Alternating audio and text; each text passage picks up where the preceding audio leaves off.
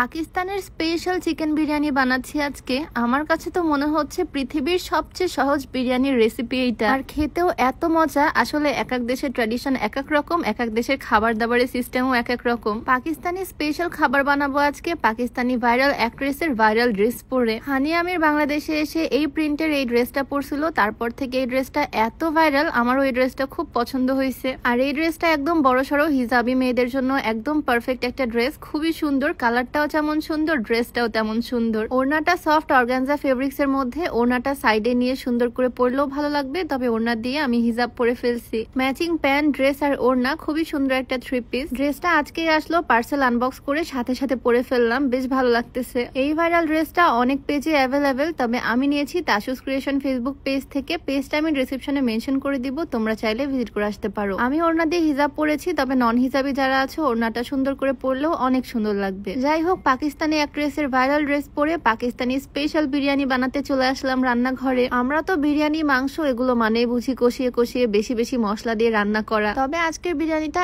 একদম সিম্পল হবে। এক পোটলা চিকেন ভিজাইছিলাম, সেটা দিয়ে বিরিয়ানি রান্না করব। মোটামুটি বড় সাইজের একটা হাঁড়ি বসিয়ে দিলাম চুলায়, যেহেতু বাসার সবার জন্যই রান্না করব। প্রথমে তেল দিয়ে দিলাম, তারপরে দিয়ে দিলাম কুচি করা পেঁয়াজগুলো। পাকিস্তানের পেঁয়াজগুলো অনেক বড় বড় হয়, তবে আমি দেশি পেঁয়াজ ইউজ করতেছি, কারণ বড় পেঁয়াজ আমি পাইনি। কোনো ব্যাপার না, টেস্টটা সেমই আসবে আশা করি। পেঁয়াজটা ভাজতে ভাজতে যখন একদম বেরেস্তা হয়ে যাবে, তার মধ্যে আমি পানি দিয়ে দিচ্ছি। কেমন অদ্ভুত সিস্টেম, তাই না? তবে এই সিস্টেমে রান্না করলাম, আর আসলে আউটকামটা দেখলে তোমরাও অবাক হয়ে যাবা। বেরেস্তার মধ্যে পানি দেওয়ার পর পানিটা যখন ফুটতে শুরু হয়েছে, তার মধ্যে আমি চিকেন গুলো দিয়ে দিচ্ছি। আমাদের বাঙালিদের রান্না মানেই তো কষিয়ে কষিয়ে রান্না করা, তবে বিদেশিরা খুব সিম্পল ভাবে রান্না করে, তবে অনেক মজা হয় খেতে। এইবার এই মাংসের মধ্যে আমি অল্প একটু লবণ দিয়ে দিচ্ছি, তার মধ্যে দিচ্ছি অল্প অল্প করে বাটা মশলা, আদা বাটা, জিরা বাটা আর রসুন বাটা। মশলা বলতে শুধু এই বাটা 3 রকমের মশলাই দিলাম, কোন রকমের গুঁড়া মশলা এখানে অ্যাড করব না। একটু ভালো করে চিকেনটা রান্না করে নিচ্ছি, এক্সট্রা কোনো মশলাপাতি লাগবে না। কিছুক্ষণের মধ্যে চিকেনটা সুন্দরভাবে রান্না হয়ে গেছে, তার মধ্যে আমি কাঁচামরিচ গুলো দিয়ে দিচ্ছি, আর এখন চাল অ্যাড করার পালা। পাকিস্তানে সবাই এরকম লম্বা লম্বা বাসমতি চাল ইউজ করে বিরিয়ানিতে, তাই আমিও এটাই নিলাম। চাইলে পোলাওয়ের চাল দিয়েও এই রেসিপিটা করা যাবে। হাফ কেজি চালের জন্য আমি 1 কেজি পরিমাণে পানি সুন্দরভাবে বলক তুলে নিলাম, আর এই গরম পানি দিয়ে দিচ্ছি বিরিয়ানির হাঁড়িতে।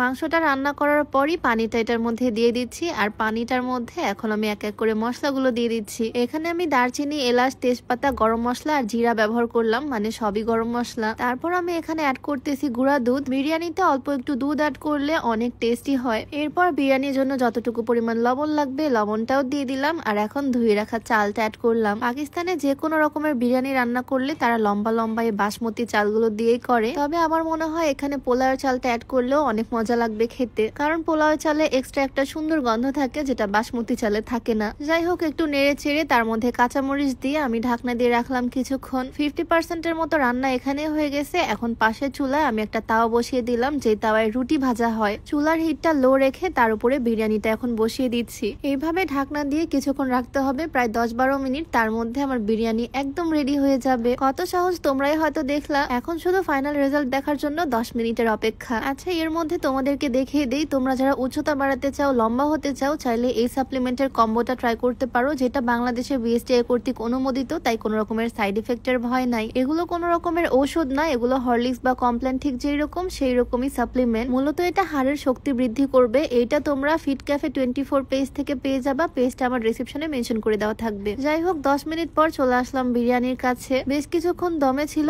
আর তারপর দেখো একদম পারফেক্ট ঝরঝরা বিরিয়ানি হয়েছে। ঝরঝরা বিরিয়ানির ক্ষেত্রে পানি আর চালের পরিমাণটা ঠিকঠাক দিতে হয়, চাল যতটুকু ঠিকঠাক ডাবল পরিমাণে পানি। এত সহজ রেসিপিতে কি যে সুন্দর বিরিয়ানি হলো, সেই একটা গন্ধ আসতেছে। তাও তো আমি বিরিয়ানি মশলা ইউজ করিনি, একদম সিম্পল ভাবে বানালাম। আজকে আমি ফার্স্ট ট্রাই করলাম, এরপর থেকে মাঝে মাঝে আমি এভাবে বিরিয়ানি বানাবো। আমার ননদ বাইরে যাচ্ছে, বাইরে যাওয়ার আগে যেহেতু বিরিয়ানি রেডি, তাই ও একটু খেয়েই বের হচ্ছে। ও তো খুবই পছন্দ করছে এটা। নেক্সট টাইম আমি আবারও বানাবো ইনশাল্লাহ, আর তোমরাও চাইলে এটা বানিয়ে ট্রাই করতে পারো, খুবই মজা হয়। যাই হোক, কেমন লাগলো আজকের সিম্পল বিরিয়ানি ভিডিওটা অবশ্যই কমেন্টে জানিও। দেখা হয়ে যাবে নতুন কোনো ভিডিওতে। সবাইকে আল্লাহ হাফেজ, আসসালামু আলাইকুম।